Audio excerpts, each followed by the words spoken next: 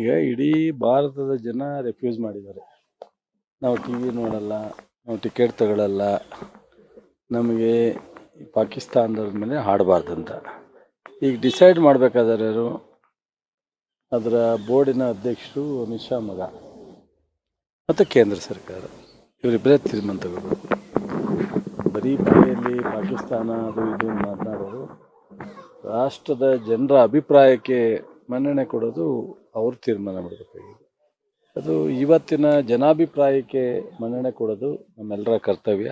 ಪ್ರಜಾಪ್ರಭುತ್ವದ ದೇಶ, ಕೊಡಬೇಕು. ಏನು ತೀರ್ಮಾನ ತಗೋಬೇಕಲ್ಲ ಅವರು.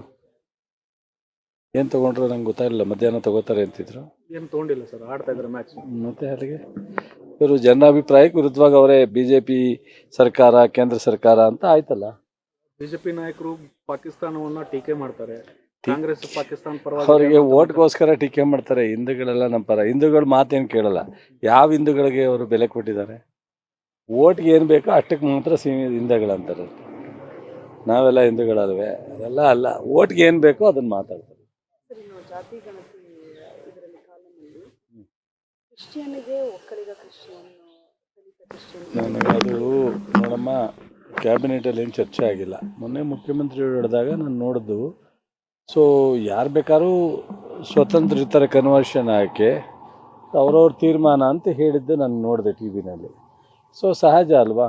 ಈಗ ಅವರವರು ನಾವು ಬದಲಾವಣೆ ಆಗೋದು ಅಥವಾ ಘೋಷಣೆ ಮಾಡ್ಕೊಳ್ಳೋದು ಅವ್ರಿಗೆ ಬಿಟ್ಟು ವಿಚಾರ. ಬಟ್ ಅಲ್ಟಿಮೇಟ್ ಜಾತಿ ಗಣತಿನಲ್ಲಿ ಏನು ನಮೂದಿಸ್ತಾರೆ ಅದು ಕನ್ಸಿಡರ್ ಆಗುತ್ತೆ. ಸರ್, ಹಿಂದೆ ಬಿಜೆಪಿ ಅವರು ಒಂದು ಬಿಲ್ ತಂದಿದ್ರು ಸರ್, ಮತಾಂತರ ಬಿಲ್. ನೀವು ನಿಷೇಧ ಮಾಡಿದ್ರೆ ಅದನ್ನು. ಹಾಗಾಗಿ ಮತಾಂತರ ಆಗಬಾರ್ದು ಅನ್ನೋದು ಅಭಿಪ್ರಾಯ. ಬಟ್ ಅದನ್ನು ನಾನು ಹಾಗೆ ಆಗ್ತೀನಿ ಅಂದರೆ ಅದಕ್ಕೆ ಕಾನೂನು ತರಬೇಕು.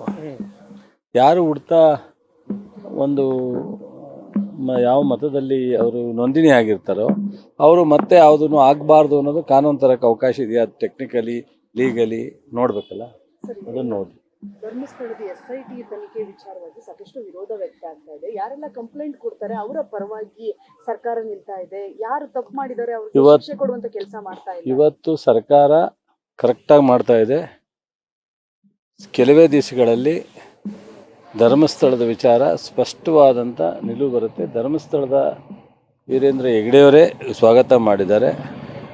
ಅಲ್ಲಿ ಇಲ್ಲಿ ಮಾತಾಡೋದು ತಪ್ಪು, ನನಗೊಂದು ನೆಮ್ಮದಿ ಆಯಿತು ಅಂತ. ಇವ್ರು ಮಾಡೋಕ್ಕಾಗದೇ ಇರೋದನ್ನ ಇವತ್ತಿನ ಕೋರ್ಟ್ ಏನರ ಒಂದು ತನಿಖೆ ಮಾಡಿ ಅಂತ ಹೇಳಿತ್ತು. ಆ ತನಿಖೆ ಆದೇಶದ ರೆಫರೆನ್ಸ್ ಇಟ್ಕೊಂಡು ಮಾಡ್ತಾಯಿದೆ. ಬಟ್ ನಾವೆಲ್ಲರೂ ಧರ್ಮಸ್ಥಳದ ಶಿವನ ಭಕ್ತರೆ, ಮಂಜುನಾಥನ ಭಕ್ತರೆ. ಅಲ್ಲಿಯ ಯಾವುದೇ ಅಗೌರವವನ್ನು ಮತ್ತು ಇನ್ಯಾವುದೇ ಉದ್ದೇಶದಿಂದ ಅದನ್ನು ಮಾಡ್ತಾ ಇಲ್ಲ. ಉದ್ದೇಶ ಬಹುಶಃ ಆ ಭಾಗದ ಜನ ಎಲ್ಲರೂ ಒಳ್ಳೇದಾಗುತ್ತೆ. ರಾಜಕೀಯವಾಗಿ BJP ಅಷ್ಟೇ ಟೀಕೆ ಮಾಡ್ತಾರೆ. ಸರ್, ಮಂದಗತಿಯಲ್ಲಿ ಸಾಗ್ತಾ ಇದೆ, ನಿಧಾನಕ್ಕೆ ಸಾಗ್ತಾ ಇದೆ. ಯಾರು ತಪ್ಪು ಮಾಡಿದ್ದಾರೆ ಅಂತ ಗೊತ್ತಾದ್ರೂ ಅವ್ರನ್ನ ಅದನ್ನ ಅರೆಸ್ಟ್ ಮಾಡುವಂತ ಕೆಲಸ ಮಾಡ್ತಾ ಇಲ್ಲ. ಗೃಹ ಸಚಿವರು, ಚೀಫ್ ಮಿನಿಸ್ಟರ್ ಅದನ್ನು ನೋಡ್ಕೋತಾರೆ. ಅದ್ರ ಬಗ್ಗೆ ನಾನು ತನಿಖೆ ಯಾವ ಮಟ್ಟದಲ್ಲಿದೆ ಏನಿದೆ ಅದ್ರ ಬಗ್ಗೆ ನಾನು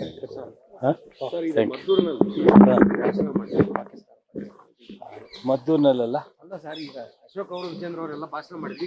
ಅದಕ್ಕೆ FIR ಹಾಕಿದ್ದಾರೆ. ಅದೇ ಹೇಳಾಯ್ತಲ್ಲ, ಅವ್ರು ಪಾಕಿಸ್ತಾನದವ್ರ ಪರನೇ ವಿರುದ್ಧ ಅನ್ನೋದಕ್ಕಿಂತ ಹೆಚ್ಚಾಗಿ ಓಟ್ಗೋಸ್ಕರ ಏನು ಬೇಕೋ ಆ ಸಂದರ್ಭ ತಕ್ಕಂತೆ ಮಾಡ್ತಾರೆ.